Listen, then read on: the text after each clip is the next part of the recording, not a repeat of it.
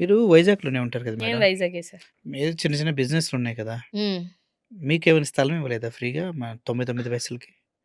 పెట్టుకోండి మేడం. ఎందుకంటే Ursa క్లస్టర్సు మనకివ్వరు sir. ఏమో ఎందుకు? ఉర్సా ఉర్సా క్లస్టర్సు, ఉర్సా లూలు మాలు వినండి. ఆ!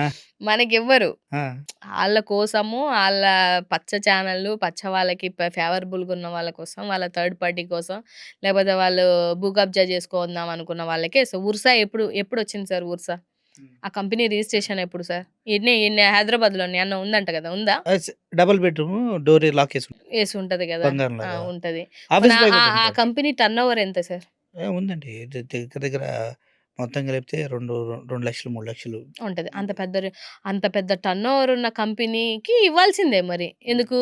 ఒక 100 ఏళ్ళు ఒక 99 పైసలకి అంతంత ల్యాండ్‌లు అంటగడతానంటే, మేము వైజాగ్ వాసులుగా, ఉత్తరాంధ్ర వాసులుగా ఈ రాష్ట్రంలో ఓట్లేసి గెలిపించిన పాపానికి మనమందరం చేతులు కట్టుకొని ప్రశ్నించకుండా ఉండాలి. హ్మ్.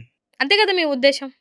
అంటే మా పవన్ కళ్యాణ్ అదే గారు మీ పవన్ కళ్యాణ్ ఉద్దేశమైనా, మీ చంద్రబాబు నాయుడు గారి ఉద్దేశమైనా, మీ లోకేష్ బాబు గారి మరి మీరు కూటమి గదా సార్! ఆ! మీ అంతే. కూటమిలో ఎవరు మాట్లాడినా ఒకటే మాట గదా!